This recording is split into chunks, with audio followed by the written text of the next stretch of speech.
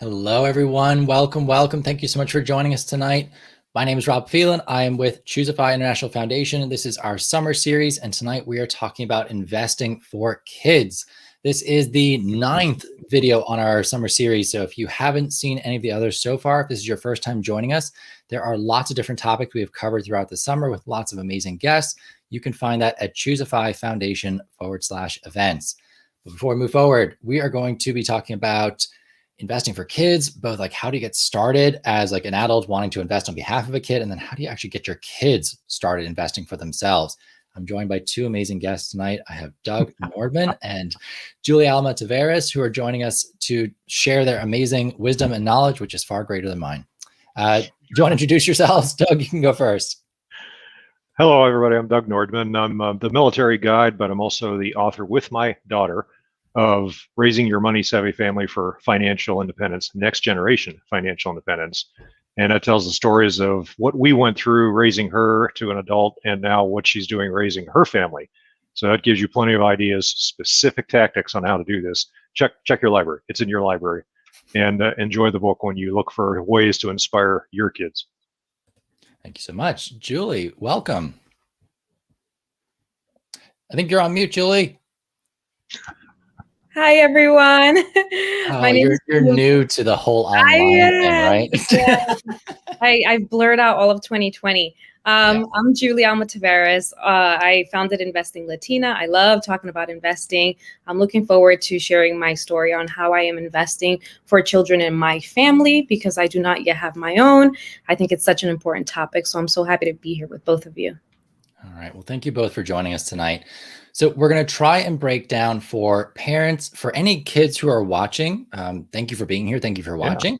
And anyone who is an adult, kind of like Julie, where you've got extended family or other kids in your lives that you're really interested in helping to get started. We've got a lot of perspectives going on here, and we're going to try and dive into each of those. So the first one is going to be, when should we start? Doug, what do you think?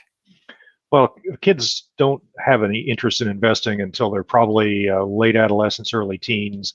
The first thing is to teach them to manage the money. You know, they want to physically hold it and operate it and lose it or spend it unwisely. And they want to have that kind of experience at managing their money before they're even ready to talk about saving, let alone investing. At a younger age, you know, when kids are 6 or 7 or 8 years old, they're pretty sure parents are crazy, because all parents want to do is take their money and put it in something called the college fund.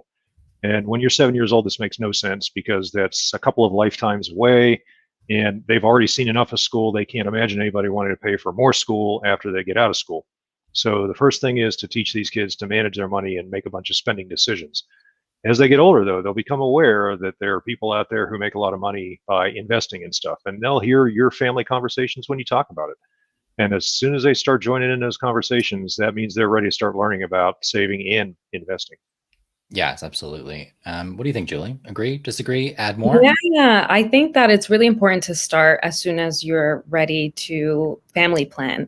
So I think that, you know, there's really great ways for you to do it. You can get started by having the 529 if you're going to do the college investing route, because there are, of course, other routes that you can invest in for children. But if you're going to do the 529, go ahead, put that 529 in your name. And when you have your bundle of joy, you can go ahead and transfer that information over to them. So I think it's really a great thing to think about, even as you're planning to grow your family. A lot of times we're not that ahead of things, and things. And I have a lot of students that come in and they're like, "Oh, my child is 10 years old and I want to start saving for college." And then that's when you really kind of have to think about and assess what are the pros and cons to having a 529, starting what can be considered a little bit late because, of course, 10 years have already passed since they've been around. But it's still not too late. You know, I still encourage people to do it if they really do feel like the child is already going through a path of wanting to continue school. Like, I have two little cousins, and one of them he's 12 years old and he's pretty set on studying engineering. So he's into that. And it's so great to kind of see it. That may not always be the case for all children, but it's so great to kind of see what interests they already have that may lead to having to go to higher education, right? So there's always opportunities to start. There is no must on when you should do it. Obviously, with compounding interest and time, you're going to gain much more than what you're putting into the account, but there is still a lot of flexibility in terms of when you can start. Yeah, and I like that you mentioned like family planning and planning for future generations. I think that's where a lot of us kind of come down to as well, is that when we are doing a financial independence journey, we are trying to create generational wealth. So it may not even be just for your next immediate generation. It could be for the ones following that as well. Just like you suggested, when my wife and I found out we were pregnant, we started a 529 account before he was even born, and it's in my name. And at some point I will just have to transfer it over to be him as the beneficiary, because with college savings accounts, with 529 accounts, you can change that beneficiary at any point. And say like the first child doesn't use it, you can switch it to the next child, or you can switch it to a grandchild or the cousin, nephew, whatever you want. You can basically name a child, anyone as a beneficiary on these accounts. All right. Tommy says, working my son's first word being index fund. How's that going, Tommy? I like the ambition. Great. I like the ambition. And you know what? That might be a little bit easier than other words, index. I think that might be hard. Maybe you can do index. It's probably better than brokerage account anyway. Yeah, that's a tough one. Okay, so we've got the idea of college, which I think parents feel a lot of responsibility for that, at least in the beginning, like that we're going to try and get our kids at least a start on paying for college, or potentially cover it all. But what about just like investing for their own financial future? So if we're looking beyond college and we want kids to start building wealth for themselves, when would you start? So Doug, would you wait until they're old enough to manage it before you even start? Or would you kind of start without them knowing and then kind of transfer ownership? What would you do? Well, as parents, you're going to start 529 as early as you can. You might as well get one going. You don't know how life is going to turn out. And keep in mind that 529 for college might not involve any college. There's a lot of things that can be done outside of college. If a kid isn't ready for college as they finish high school, then at least that's a wonderful time to start learning about the trades. And then once you have an interest from the child on investing, saving, then encourage that. And so you can do the 529 on your own while they're still in diapers. You've got plenty of time for compounding. That's one separate account that you will need later on in life. However, once they start learning to manage their own money, and once they're comfortable with the actual currency and handling it and making bad decisions with it, that's what they're going to excel at, right? Taking a $20 bill, lighting it on fire, and running around like a 4th of July sparkler. As long as you got that mental image, that's what your kid is going to learn for managing their money. But once they settle down, they might be ready to learn about saving and investing it. And at that point, now you have teachable moments. Now you can talk about how they felt spending all their money and ending up with nothing. How they felt saving for a toy. Did that toy work out the way they thought? How they felt saving for something even bigger, some bigger event, and whether that worked out for them. And those conversations can lead to the idea that if they put money away in a savings account, that they can earn interest. And I'm not talking today's bank interest. I'm talking the interest paid by the bank of mom and dad, or the bank of kid, whatever you want to call it, where for every dollar they put on deposit, they get paid 1 penny per month. And kids don't do percentages at a young age, but they can certainly understand getting a penny every dollar every month. And we'd all like to invest at that bank. And just by doing that, you can market it aggressively. Show them how much money that's accumulating every month, show them how their wealth is growing, show them how things happen. And eventually they'll understand that if they put their money away in some deferred gratification, I think asking a month from a 7 or 8 year old is a pretty big commitment. Later on, you can start talking about long-term deferred gratification of investing in stocks. And as they gain money from the bank of mom and dad or the bank of kid with that interest rate, then later on, you can point out that all the products they use every day, all the experiences they have in their daily life, most of those experiences come from companies that are selling shares of themselves, and you can own a little bit of that business and make some money. I like that. So investing and saving are almost the same thing in this conversation. Like you're just talking about putting money aside for a goal in the future. And we just realized that eventually that you don't get a 12% return on your money when you save it. You're going to have to invest to achieve that. Yeah, I like that a lot. Julie, what would you add? Yeah, I think that when you're thinking about the types of accounts that you have, that you start for your children, 529s are very specific, right? When you're thinking about investing for education or trade school, whatever it might be, Yeah. anything that's going to help them get further along in learning, right? So that really is the way that you kind of start to solidify. This is what you have to do to put yourself in a better position, right? To do more of the things that you want to do. When you think about having a brokerage account for a child, that's truly going beyond that. And that's really about giving them even more flexibility. And so having a brokerage account for them, whenever it is that you choose to start it, it could be early on, just like it is for 529, or it could be when they turn 18 and when you really start having those serious money lessons, when they get their first job, invest for retirement and now invest in a brokerage account that's going to allow you to do things that whatever it is that you dream of. So having or communicating rather what the flexibility is, the flexibility that they're going to create for themselves when they invest through a brokerage account, I think is really powerful, because even for us regular adults, we invest for two reasons. We invest for security, and we invest for wealth, right? Those are the two missions that we have. That should be our focus at all times, making sure that we have a nice, comfortable retirement covering our basic needs. And then beyond that, how can we build wealth for our family and our extended family and the next generation? So it is not a one dinner conversation. It's going to take many conversations to really communicate those points and those differences, so that there is that level of understanding of what they're meant for and how they can truly become empowered by the money that they invest. Yeah, and we had some great conversations earlier this summer about raising money savvy kids and trying to, I guess, build that saving kind of muscle, or that mentality that, part of our money is going to go towards spending, part will go towards saving. We might have a giving allocation as well. And then eventually we're going to bring in this investing topic too. So please do check out our older events, ChooseFIFoundation.org/events. And you can find some of the earlier ones we did. We had Maya Korbick on from Teach Kids Money, and she had some great views on that too, about like just kind of fun ways to get kids like motivated to invest and save, which I think is part of it. All right. And you guys are kind of hinting at the next part, and that is, how do we get our kids actually interested in doing this? Because it's one thing to, to say like, oh, you're going to make so much money. Like they're kind of motivated for like 10 seconds about that before interest dies. And it's like, well, long-term, like delayed gratification is a hard thing for any kid. I feel like our society today, and I sound like an old person already saying this, but our today's society does not know how to delay gratification. What do we do? How do we get kids actually they don't even have to be interested in this, right, Doug? I mean, like you had a daughter who was not interested in this, but you still managed to find ways to build these habits. How did you do it?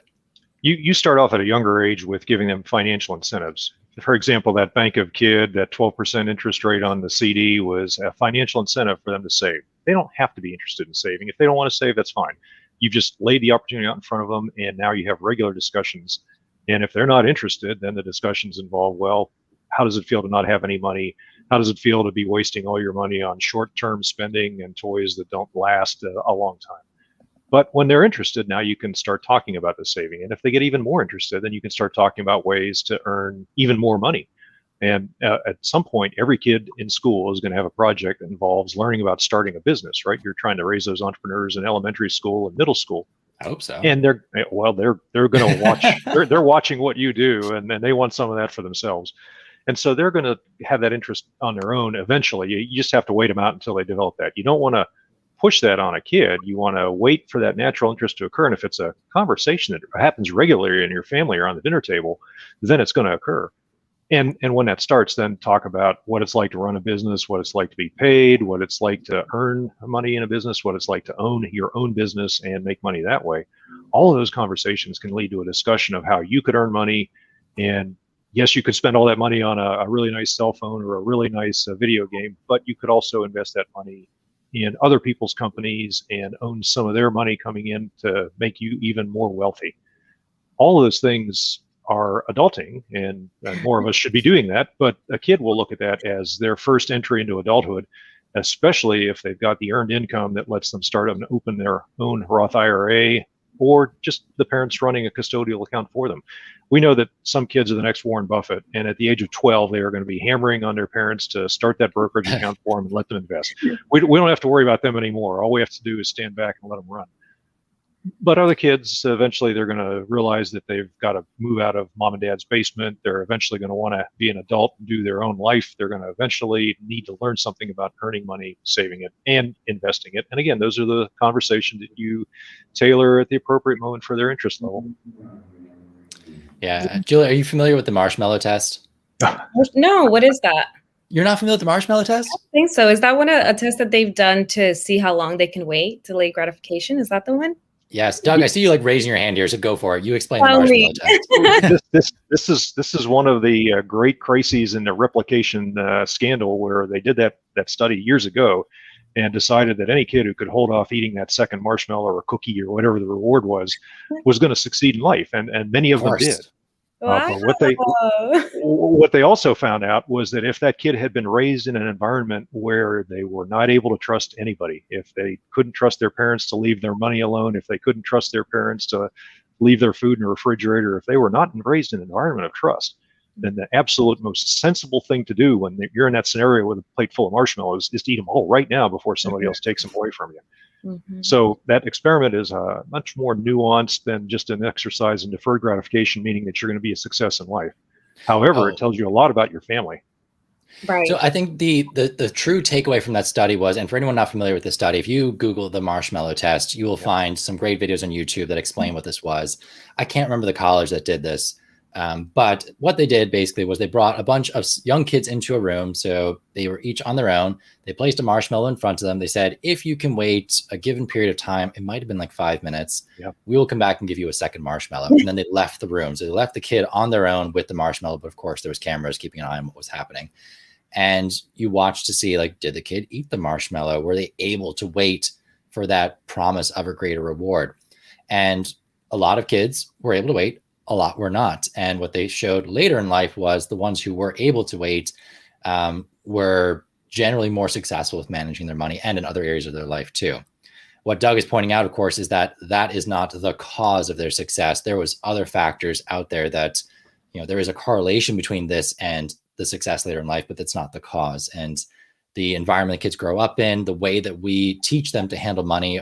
Do we give them autonomy and choice, or do we dictate everything to them? Those are all going to be very important factors in how successful your child will be at managing money in the future.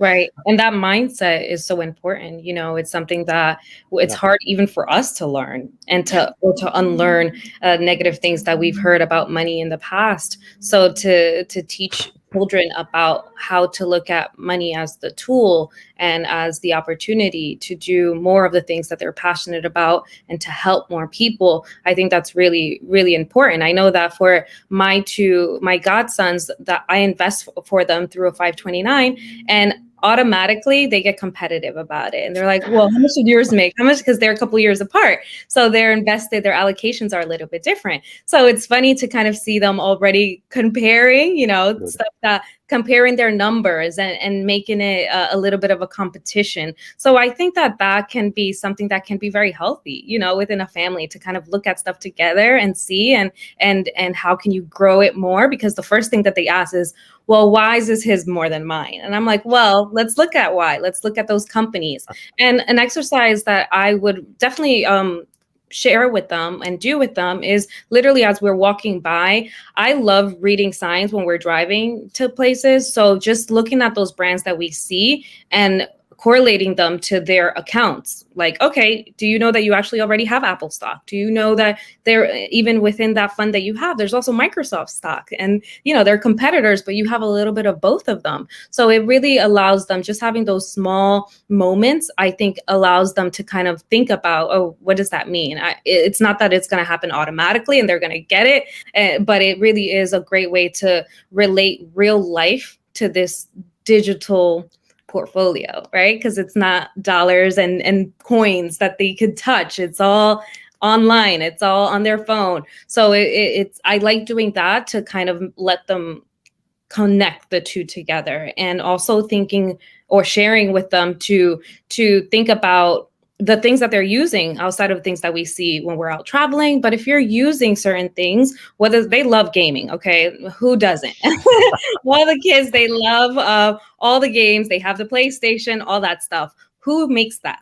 Right? So those are the questions that I like to ask them so that they think about how the world kind of functions. Like, how did you get this console in your bedroom right now? Let's talk about that. And hey, do you have some of that in your portfolio right now? Let's look. And so I think that those are little things that you can do to kind of just inspire the curiosity. Maybe they will just be index fund investors and never want to look at their portfolio. That can also be the case, but we give them the option by talking about those things, you know? Yeah, and I think the point you brought up about it not being something that you can physically see is such a hard one, especially with today's money kind of situation. Like, we're going more and more digital with how we do things. Like, my son does not see me pay with anything, like pay for anything with cash anymore. It's all credit cards. Right. Doug, when you're doing the bank of mom and dad, how are you visually showing that to the child? So was this Carol that you did this with? Like, how are you showing this? Was it she put $1 in, you dropped a penny in right on top of that? Or was it on a spreadsheet? Or how did you do that? The answer is yes. And keep in mind that we were doing this back during the last millennium. So when woolly mammoths roamed the earth. So you had your abacus out. Okay. What we had to do, we had to make sure we had change on hand in case there was a run on the bank of mom and dad, right? Just if your best customer comes up to you and demands to have all $5.73 back, you'd better have $5.73 on hand ready to give to them right then. That's the way you build trust in a financial institution. But we started with hard cash. And the whole idea is that you want your kids to make all the mistakes they can while they're young and while they're working with small amounts of money. That way, when they're older, they don't start making mistakes with thousands of dollars of their money, or even worse, thousands of dollars of your money. So you want to start out young and concrete. Kids are going to be concrete until they suddenly discover debit cards and online transactions. So it might take an entire decade until they're really interested in going virtual currency and electronic. In the meantime, having those dollars, our daughter would, get her allowance physically handed to her, $1 at a time. For example, when she was 8 years old, she used to get $5 of allowance every week in actual cash for her to spend. And so that was $5 bills, because every 8-year-old knows that 5 $1 bills is worth more than one $5 bill. Of course. And then when you have that money, then you talk about all the possibilities and whether or not that could be deposited in the bank of mom and dad. And sometimes she'd come back later and actually deposit $1, at which point I'd say, great, your dollar is going to earn a penny at the end of the month. And again, if she wanted to cash out, we had that cash there. Normally what I would do is I would run our financial software, Quicken. Today I'd have this on her cell phone, but back then we would run the Quicken report that would show that she had $1.01 on deposit, or whatever the numbers were. And then we would talk about the possibilities. And I'd say, well, if you left this on deposit, if you added more money, why? Here's the calculator that shows you how much money you could have at the end of next month. And we would just use that as that springboard for a conversation. Whenever we were going somewhere, if we were spending money on something, we'd point out that this was something that we had a money budgeted for. This was part of our life and our expenses and things that we thought were valuable spending our money on. And so we made sure we had money to budget for it. And we made sure that we had money in the bank and it earned interest and it could pay for that. And we would just keep that conversation going. Now, I can hear my adult daughter rolling her eyes all the way from here right now over all these thousands of conversations we had when she was growing up. But that's how we made it realistic. That's how we made it part of her life. And then whenever she did get her hands on the money, whenever she could make those mistakes, we could have those conversations about feelings. You need to validate the feelings, and you need to let the kids understand what the consequences of their actions are with these relatively small amounts of money and relatively small penalties. And after that, it's internalized. You don't have to admonish them every time they're getting their allowance or every time they're making decisions. You can remind them, how did that feel last time you did that? But you can also just watch them learn to do this on their own, and then they're ready for that checking account. And once they're ready for the checking account, they're probably ready for the debit card or the ATM card. Once they're a little older, you're going to add them as a authorized user on your credit card. There are products out there that let families run a debit card in the family. Yeah. And so you pay a company a fee, and they give you all your own debit cards. And so you, the parents, can run the debit cards for your family. So there's plenty of ways to do it and to get out of physical cash. I we were doing this during the last millennium, but I know that there are teenagers out there who get, $50, for example, in the mail from a grandparent for a birthday present, and they don't know what to do with that. They don't feel comfortable wandering into Target and spending that money because they've heard of people spending cash in a store before, but they've never personally done it. And so they want to have an adult with them just to make sure that when they hand that $50 over to the cashier, that they understand what's supposed to happen next and that they're going to get change back and how the transaction goes. I have seen that actual conversation with teenagers with their parents with the cash money. So you got to learn both kinds, and eventually the teenager will tell you how they want to run their financial life. And I think just with the younger kids, especially, like if you don't want to have the physical cash lying around for whatever reason, you can always replace it with manipulatives of some sort. So like there is tons of play money out there. You can print your own. You can do charts on the fridge that show like how many they have of each thing. Just try and keep it as visual as possible. So if you are going to track their finances in a spreadsheet, don't show them the spreadsheet. Show them like a bar chart that shows what their money is doing, or even better, like how many they have of each coin or dollar or whatever it is. Visual representation works great with kids and with adults too, for that matter. It's not something that we ever really get over. We love looking at our bar charts and the little line going up. Okay, so Julie, what about your nephews? Because you said you've got 2 younger nephews. What kind of strategies have you seen either parents or extended family putting in place to try and like help get them sort of like understanding what's happening here with investing? Well, yeah, there are so many things within our family. All of us, there are a lot of different dynamics, a lot of different relationships. And my nephews, they're really my little cousins and my godsons, but they also kind of call me Tia as well, which is, aunt. And so I do feel a lot of responsibility within my family to provide for them and to help them with these things, because they have immigrant parents, both of them, that have never had a really secure situation with the financial system here in the US. We're from the Dominican Republic. And so that for me is what made me step up to the plate. I started it a couple of years ago because I knew that if I didn't do it, or if someone else didn't do it, it probably will not get done. And that's something that I am really happy about. And what has transpired in doing that is that they ask me all the time, how is my account doing? And then I look it up and I let them know. I send them screenshots of what it is. And they're already, preteens at this point. I know. So it's really interesting. But I think that that's something that we have to do, especially in immigrant communities, because I myself didn't learn this stuff from my parents. I learned it through the HR department, and then through my self-study and education over the years, I figured it out, and I also had to learn what it is to spend properly and to allocate things for savings and investing. So it's a lot about, it's a challenge because at home, my little boys are listening to parents that may have roadblocks when it comes to money, right? And so when I see them, it's all about kind of undoing that in certain ways, but of course trying to be mindful and respectful. And so I've had a lot of students that take the investing workshop with me, and they tell me, I want to start something for my niece or nephew or whoever it is in the family, but their parent is not on board. And that's something that I definitely maybe felt a little bit resistance on, but also because of how long I've been doing it, there was this sense of, okay, you know what you're doing. I think it'll be fine, but of course, immediately the first question from their mother was, how is this going to affect their financial aid? We don't have money to pay for college. Are they going to have enough in the account?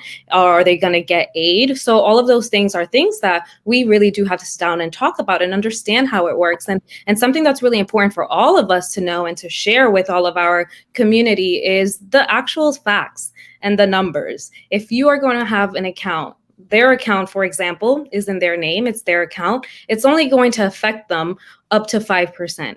Of the aid that they're going to get. So that's the fact. It's not that just because they have an account, everything is taken away and they won't qualify for anything. So it's important to know those things so that you can make the best decision, because you can't just go off of what you think might happen. find out the data, find out the information, and make those decisions based on that. And another thing is that, we talked a little bit about grandparents giving those $50 away. If you are that one generation away from the child that's going to be the beneficiary, it doesn't even affect their financial aid, because it's not under the parent's name. It's not what the nuclear family can contribute to the education. So if it's a grandparent that has the 529 account, you're good to go. It actually won't even affect them. So I think all those little things are things that still, we have to do a lot of work. I mean, there's always so much work in the personal finance space in terms of learning, and not only just learning those examples that have been around forever, like compounding interest, the one of the wonders of the world, but also how things have changed and how we can adapt to those changes, how new items new services that are out there, the apps, right? Now kids can use those apps and they can save and they can look at, they have an envelope system for kids now. Those things are good. Like if you don't want to bring in the actual dollars, which I get, we're getting further and further away from that, or you don't want to buy the fake dollars, embrace technology, use it, make it work for you, and just share your learnings along the way. Because I think that as adults, we're oftentimes seen as, we try to portray like we know everything to establish that authority with children. And I think that, and maybe it's a little easier for me because I am a little bit detached. These are, my little cousins, but I share with them, the fact that things are changing every day and let's learn together. And the most important thing that we could do when it comes to our money is continuously be learning.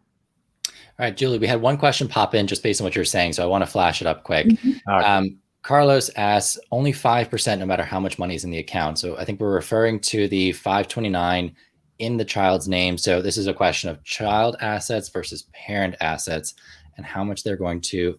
So what we're really talking about is the FAFSA, the free application for federal student aid. That is going to be when you, the parent, and the child or guardian, whoever is working here, is going to submit this information to the federal government and say, like, this is how much money we have. They will look at how much the parent has, how much the kid has, and determine, okay, this is what we expect you to contribute towards your education, and then we will help provide aid for the rest. So Julie, what is this about the 5%? Does it matter how much money is in the account? Yeah, truly. And depending on how much there is, there's still going to be that cap and that limit, So even if you have, for example, $30,000 in the account, the contribution is about $1,700 for the year. So that's not a huge contribution considering that you've made or you have an account that is that's worth $30,000. So it really outweighs how the cons of not, reducing the amount of aid that you're receiving because you've spent so much time investing and your money has grown so much. So it's not something that people should be afraid of. It's important to also plan what it is that you want to have in that account. Some people just want to have enough to pay for a local school or maybe even a trade school, and they'll plan to have maybe $20,000 in the account, $70,000. And then there are people that invest to have $500,000 in the account so that their child can become a doctor, right? So there's very big differences. So all of those things you have to kind of keep in mind, and you want to set that goal from the beginning. How much is it that I need to have?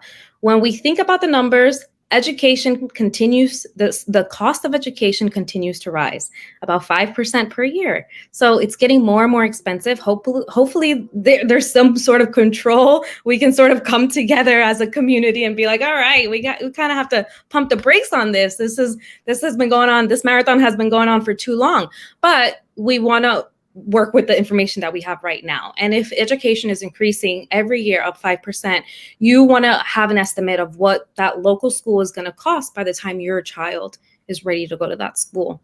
So the number is going to be depending on what you would like and what you feel comfortable with, and also what you can afford to put into the account, right? If you can only afford to put $100 a month into the account, that's wonderful. That's great. They'll use the money to buy the books and the food that they need. It's not always about covering everything. You have to just focus on being able to do what you can do, because at the end of the day, it's also their lives. They kind of have to take their own accountability and responsibility for things as well. So I know that it could be a little bit of a challenge to kind of think about, you want to do it all for them, but I think it should always be a little bit of a balance. Before, I have a lot of people that rather put all the money towards a 529 and have nothing in retirement. I've seen it. I've seen it because working with the Latin community, we have grown up in generations where we just don't talk about money. That's just it. It's not acceptable. It's looked down upon. It's taboo, all of those things. And so there is so much shame around it that the parents feel, I'm a lost cause. Who cares about what my situation looks like financially? Let me just focus on my child. And that's where I have to be like, no, wait a second. We gotta rework this a little bit. So yes, just to kind of bring it back together, make sure that you have a good idea of how much you want to have in the account by the time your child or the person that you're investing for is 18 years old. Understanding, the true purpose of it, and also understanding like there is flexibility. Obviously, if you don't end up using it for education, that's still okay. There will be penalties, of course. You can kind of think about what Doug mentioned earlier, passing it on to somebody else. But ultimately, don't let the fear of we won't get financial aid hold you back from having a $50,000 or $100,000 account. And I think that comment directly applies to what's up on the screen at the moment with the UTMA or UGMA accounts.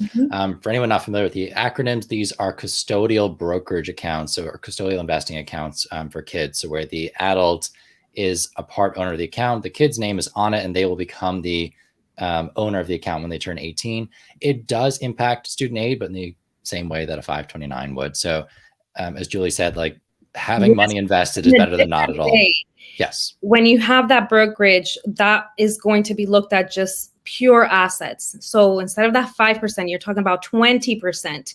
So they're gonna be like, okay, you got money. So give us some of that money. We're gonna use our financial aid elsewhere. So definitely a very important difference between those two. If you're using the education accounts, of course, they're gonna be like, okay, we get it. You've been saving for this. You've been investing specifically for education. Cool. We only want a little bit of it, right? But if you have that diversity in the portfolio for your child, for yourself and the child, it's definitely going to affect you in a bigger way. And that's really where you have to start thinking, what are the goals for our family? What do you want to do? And ultimately, honestly, those are the people that have those $500,000 accounts because they get it. They're going to have to just pay for school, and as they should, right? You got the money, pay for school. And I want to bring up a strategy, I guess, that my wife and I are doing. So last year we had all of these stimulus checks come out, and every person in the household got a stimulus check. My son, who is not 2 yet, got a stimulus check, or at least was included in ours. And what we did was we said, well, we don't need it. We are in the very fortunate position where we don't need it. We're going to put it aside for him in a brokerage account so that it can grow. And what we will do before college comes, and at least 2 years before his first year of college, we will shift that money, hopefully, into a Roth IRA, because by that time, he better be working. He better be making some money. Ideally, it'll be through entrepreneurship. So he'll be starting his own business and, making tons of money that way. So we'll just shift it into a Roth IRA, at which point your retirement assets do not count towards what you're expected to pay for college. So if you do have a brokerage account for your kid, it's not a disaster. Don't stop funding it just because you're afraid of what it will do to their FAFSA. So you can always shift it over to an IRA later once they start earning money for themselves. There was a really great episode on this summer series last week with Brian Eufinger and Megan Landris from Student Loan Planner. And we talked all about investing for college, preparing. So what you can do academically, what you can do financially, choosing colleges strategically. Check it out. I've said this link a couple of times. I'm going to flash it up. ChooseFIFoundation.org/events. And just look for last week's one about planning for college. It has some really great stuff in there from those two. All right. So I think we've covered the types of accounts. That was one thing I wanted to talk about. So I think we're good there. But I want to come back to one thing you said, Julie, and that was that we love being competitive.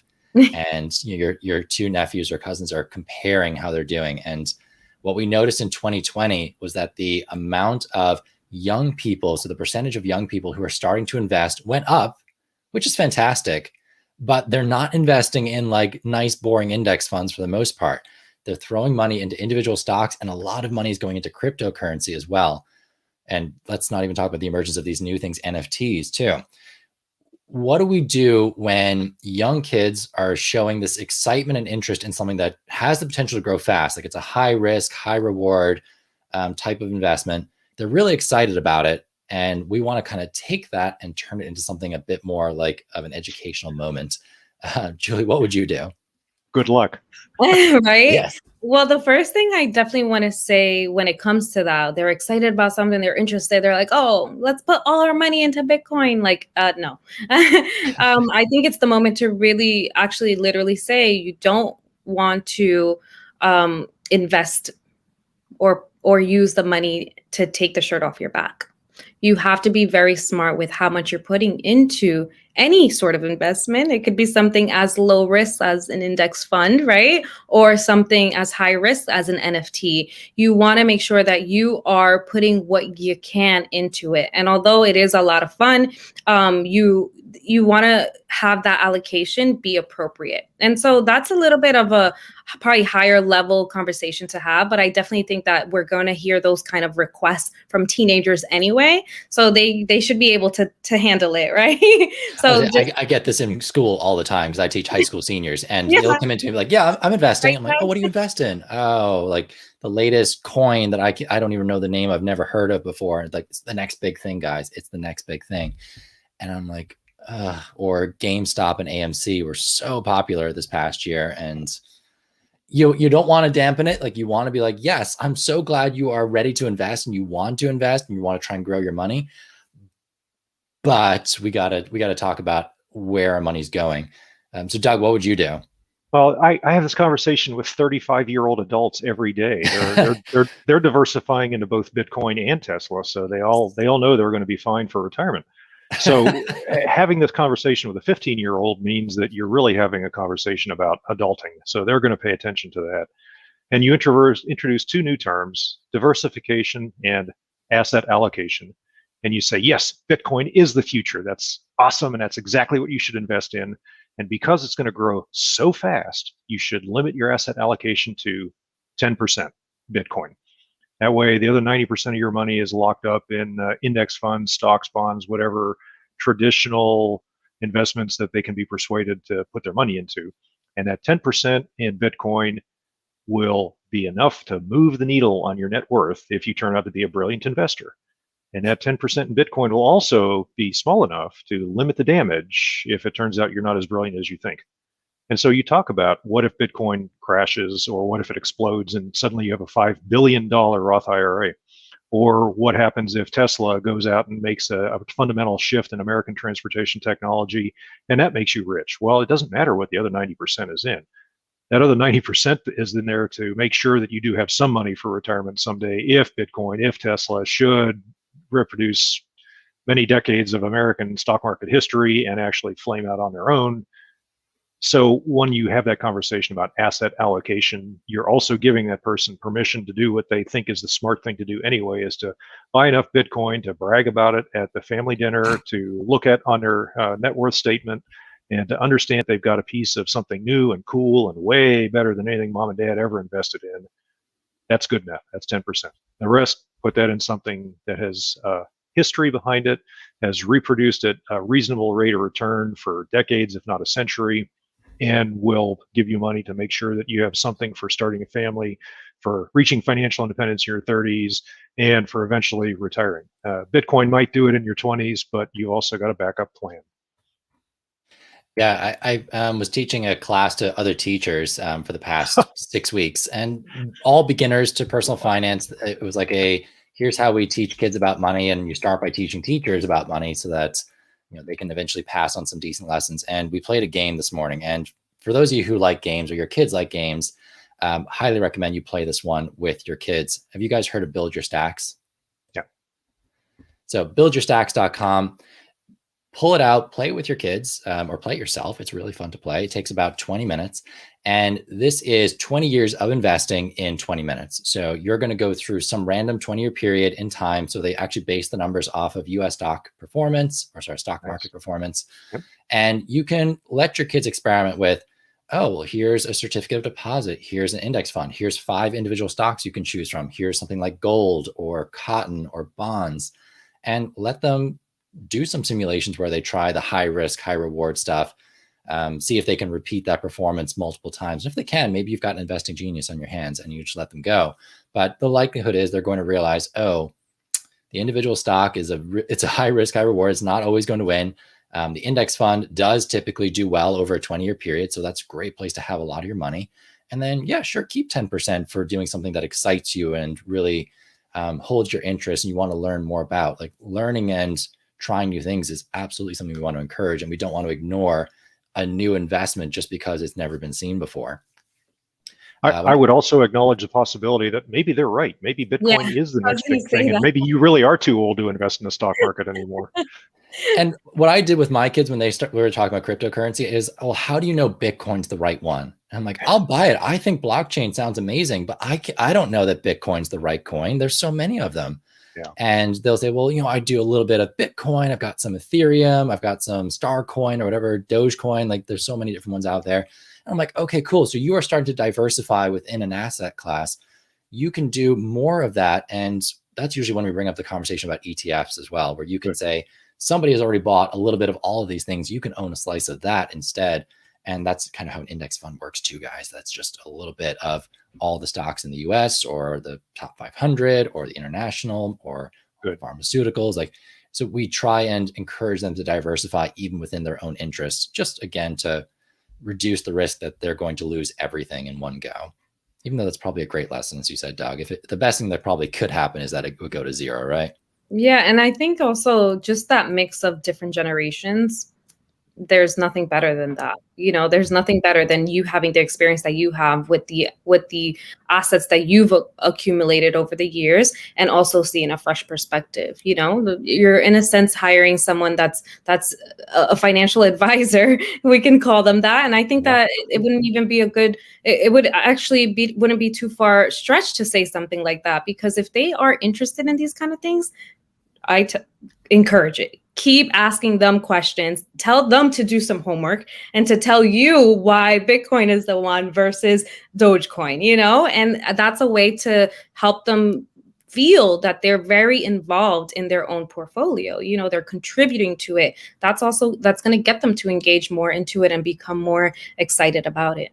I love that. Just like that little push to do a bit more kind of education before they invest in something.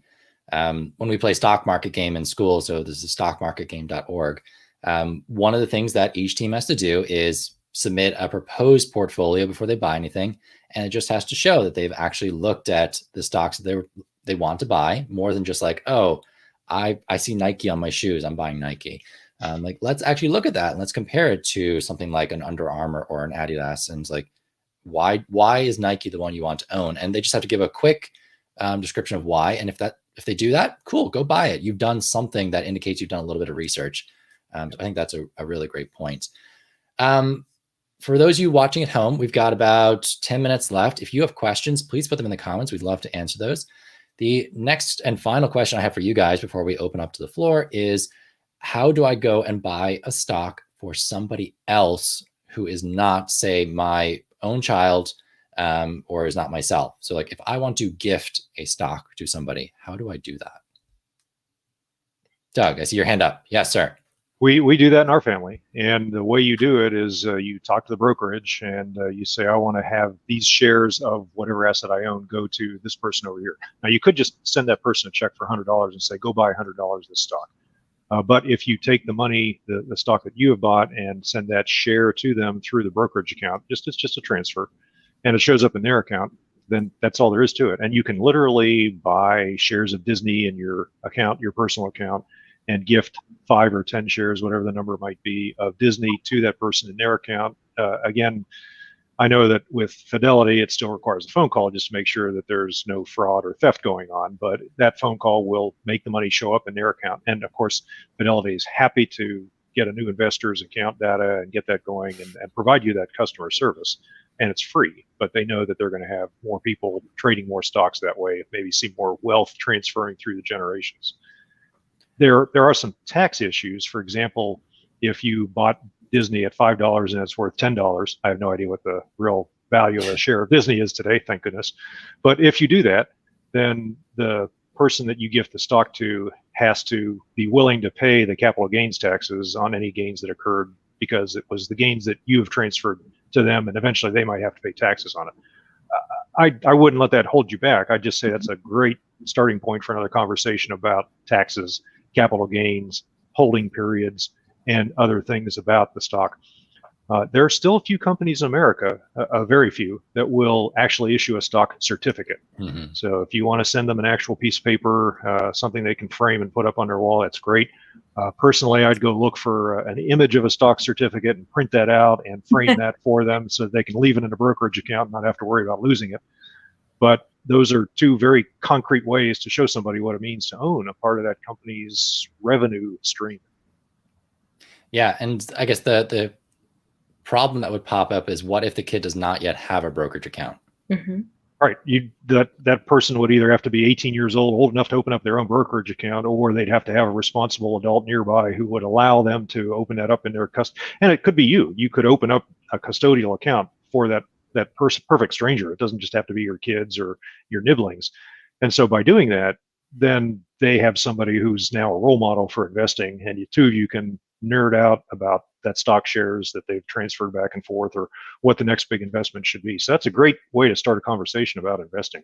And I'll make another plug for that. If you really want to start a conversation about index funds, then transfer shares of an index fund and show them why this is the best index fund and why it's even better than Disney or Tesla. Yeah, Julie, what would you add? Like, how do you do it for your nephews? Did you have to have a talk with parents about, like, we need to set them up a brokerage account? Did you set it up and you are the custodian of it, or how does that work? So with 529s, you can't be a co-custodian.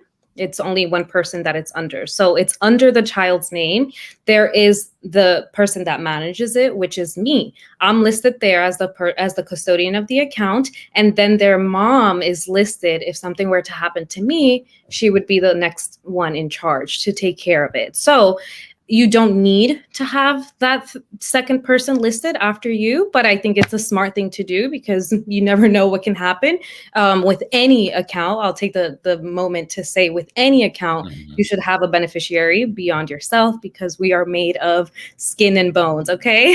So you want to make sure that you do have someone that can, and you want to let them know. So what I like to do with the people in my family is, on a yearly basis, typically kind of around my birthday, I'll send an email and let them know, this is what I have in accounts. You are a beneficiary on this account. You are listed under this account. You have this as on record, so you can reach out to these companies if something were to happen to me, because stuff gets lost all the time, and of course the people that will benefit from it are the corporations, right? If the money's just sitting there and no one comes knocking on the door for it. So you want to make sure to do that. When it comes to the amount that you're gifting, you do want to keep in mind that $15,000 per year is our limit in terms of the gift tax. Right. So if you're nowhere near that, you have nothing to worry about. But if you are in that range where you're gifting that amount, or you do gift a stock that has appreciated aggressively, depending on which tax lot you're transferring over, you wanna do some work in terms of your taxes and understand how that will affect you and them, right? Because they're the ones that are going to be responsible for it, because they're the ones receiving the gift beyond that point. So keeping that in mind, $15,000 per year, you can definitely dig into it further to understand that a little bit deeper. You can also advance them. So that means that you can actually do 5 years in 1 year, and then on your taxes, note that, okay, you did do that 5 years ago. So there's still that note in terms of what you've gifted other people. So please gift away. If you have the resources, if you can do it, especially if you can gift something that is going to continue appreciating and continuing to build your family, or even a perfect stranger who you care about. If it's going to help them in life, please go ahead and do it.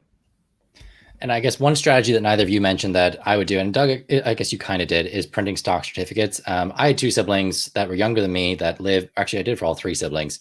We're living in Ireland at the time. So like opening a brokerage account for them in the US was not something we could do just then and there. And what I did was I bought stocks in my own brokerage account, and I sent them a stock certificate basically saying, you own 1 share of this, and I'm just holding it for you in your name until you have an account that I can transfer it to. Nice. And that worked very well. I let them I gave them like a choice of like 5 stocks that they could pick from that were all within my price range at the time, because there was no fractional shares. And I was like, pick from one of these, whichever one you want, and I will buy it for you and hold it for you until you're ready to get it. They chose things like Nintendo and L Brands, and I think Under Armour, and my brother with Under Armour, poor fella. But the rest of them did just fine. And yeah, as soon as they were ready, I was able to say, yep, here you go. There's your stock. It's appreciated by this amount. I think I even took the tax hit on it. I sold it and then gave them the cash for it, and they just bought it again themselves. But that was a nice way to at least get them even interested in it. Like just handing them that first stock certificate. I don't think they'd ever really considered stocks before. And this was kind of like you with your cousins. Like, how's it doing? What price is it at? It's like, oh, right. The little bug is there. Like, I want to know more about this. It's those conversations and those teachable moments. And you were mentioning the gift tax, $15,000 gifting, and I have people come to me and say, well, how much do I have to pay for the gift tax? And the answer is, of course, you don't have to pay anything. $15,000 per person per year that you gift them to, and that multiplies out fairly quickly. But when you give more than that $15,000, all you have to do is file a form with your next tax return that says, hey, I just gifted somebody more than my $15,000 limit, so now I have to tell you about it, and you're going to have to take that off of my estate tax return. Many, many decades from now, when I finally pass away, we're going to have to note that I gave $15,002 to somebody instead of the $15,000 limit. But that also comes into estate planning, something that's weighed on my mind fairly significantly in these last few years, where maybe you want to pass on some of your inheritance to your adult children now, while everybody's still around to talk about it. And that's one of the discussions about whether you want to gift more than $15,000 per year, or whether you want to limit that amount and save that exemption for your estate tax. Again, many, many decades from now when you pass away. Okay, that's something I definitely didn't know. I didn't realize that the tax didn't happen right then and there's no actual tax; that it comes at the back end. So you're giving them a little of their inheritance in advance, and maybe, ideally, right after you make your millions of dollars later in life, and they inherit all of that from you, then maybe that will affect their taxes later. But I think the real value comes from when the first generation turns over to the next adult generation and has that discussion about that inheritance and what you would do with it. And maybe your adult children, if they're doing well, maybe if they understand this stuff and they get it and they're well on the track to financial independence, maybe if they're smarter than mom and dad at that point of their lives, well, maybe it makes sense to give some money to them in their 20s and 30s when it'll really make a difference in their life and in the kinds of decisions they make about safety and security. To do that while they're in their 20s and 30s, so that they don't have to inherit in their 60s when it has no significant effect on their net worth. Very fair point. All right, we got 2 questions. All right. First one comes in from Carlos. Is it true that if students receive scholarships, we can take that money out of the 529 without fines and penalties? Doug has a thumbs up, so that is a yes. So you can just directly withdraw that dollar for dollar with no fines or penalties. You will have to pay taxes on the gains if you withdraw it. But if they earn a scholarship, that means that you don't have to leave the money in the 529 anymore. So if they go to, for example, I'll just pull one out of the air, and they get a scholarship from the military's ROTC, or even worse, if they go to a service academy, that's a perfect reason to pull money out of the 529 and put that back into your retirement account, or send that to the next beneficiary of a 529, somebody who is going to need that for their own college education. Awesome. All right. And then, Julie, what do you think here? I have a newborn in New Jersey. Congratulations on the newborn. And I'm a little confused about which account to open up. Would you do a 529 or which state plan would you choose if you were going to do that? Yeah. So, hey, you're my neighbor. I'm in New York. So I think that congratulations, first of all, on your newborn. It makes total sense for you to take advantage of your 529 because you will get the state benefit in New Jersey, just as we do here in New York. It's $10,000 for us. I believe it's also the same for New Jersey, but double check that. Of course, you can literally just go directly to the horse's mouth, irs.gov, and confirm by your state to make sure that what that amount is. You want to take advantage of that. And it's one of the big reasons why I do it. It helps reduce my taxable income as I'm investing, so not only is it a benefit for the children, but it's also a benefit for me. So choosing which exact plan, I happen to go with the official state one. You can open up a 529 with any broker out there. And there aren't just big brokers, there are tons of small brokers out there as well. So you could essentially open it anywhere. I think the most important thing is to make sure that the expenses on it are low. That's how I prefer to invest overall, making sure that expenses are low because I'm not filthy rich. So I like to keep the expenses low and control how much I am spending to have these type of accounts. But that's really all you need. Go ahead, check out the state's 529, check out what your benefit is in whatever state you're in. I'm sure there are people watching from everywhere. And then also know that you don't have to use the one in your state. You can use a different state's 529 account. A lot can go into making that decision, but I think you should definitely consider just doing your state's 529. Make life easy, get started. Go ahead, Doug. And speaking as a grandparent, I'd say make sure everybody in your family, everybody in your circle of friends and relatives knows that you've started a 529 account for your newborn. And that tells them two things. One, you're taking care of their need for college or for higher education, whatever they're going to spend it on.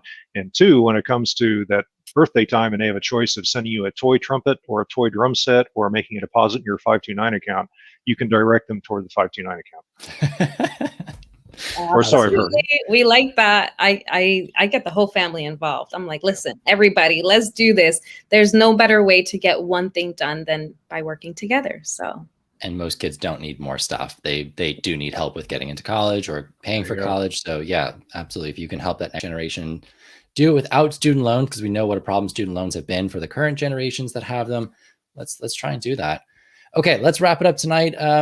Doug, can you tell us a little bit about what you're working on and where we can find more about Geo? Well, I write at the Military Guide, and I've got a book out that talks about military financial independence for military families. More importantly to this conversation, raising your money-savvy family for next-generation financial independence is in libraries all across the country. Go look for it there in any format you want. The audio book, I think, is going to outsell the ebook and the print version. And if you like it, then go ahead and buy a copy if you want it. And of course, you're always welcome to contact me either through the Military Guide, but also there is my daughter's website, and she's probably more of the expert on that subject. Talk to her at childfire.com to learn more about products and things. I've heard, Rob, that ChooseFI is coming out with some more products that are related to the book, more on the theme of financial independence for families. So we'll see more stuff coming in September or October down the road that relate to this book and to the other books that ChooseFI has published about family financial literacy. Yeah, I'm really excited for Brian Feraldi's new book. So if you're not familiar with Brian Feraldi, great friend of the show, he's publishing through ChooseFI Publishing, and that is Why Does the Stock Market Go Up? And it's written in a language that a teenager could understand. I've asked him about that. He's like, yes, I would hands down recommend this book for a high school student or even a middle school student. So we're going to have another great resource coming down the pipe that you can share with your kids. I also love Retire by 45's book, Investing for Kids. Relatively new book, only came out in the last year, but has exploded on Amazon in terms of reviews and ratings, and seems to be a wonderful resource. I got it and gifted it to my nephew, and he seems to be devouring it. So I'm excited about that. Good. All right, Julie, tell us where we can find you. Julie, you're on mute again, aren't you? Oh, gosh. Yeah. Thank you, guys. It's been so fun. I feel like we could have gone on forever. We'll have to have a part 2 in the future. Thanks for all the questions, everyone. I'm over at investinglatina.com. My main place where you can always find me hanging out, drinking something is on Instagram, Investing Latina. And I teach investing workshops. So if you would like to join one of my workshops, I do them every month. And they are all about everything from index funds to Bitcoin, so that you can have that diversification that we all need in our portfolios. All right. And thank you all so much for joining us tonight. Please do follow the speakers. If you are not following ChooseFI Foundation yet, give us a follow as well. If you're watching on YouTube, we'd really appreciate the subscribe click and then liking the video as well. And if you know anyone who can benefit from this conversation, the replay is going to be available wherever you're watching it right now. So on YouTube or on Facebook, just tag people in comments, share it with them, and let them know, like, hey, this is a great conversation. You should check this out. All right. Thank you all for joining us tonight. We'll see you next week for our last conversation. We're going to be talking about activities that families can do that are FI friendly. Talk to you then. All right. Bye, everyone. All right. Thanks, Rob.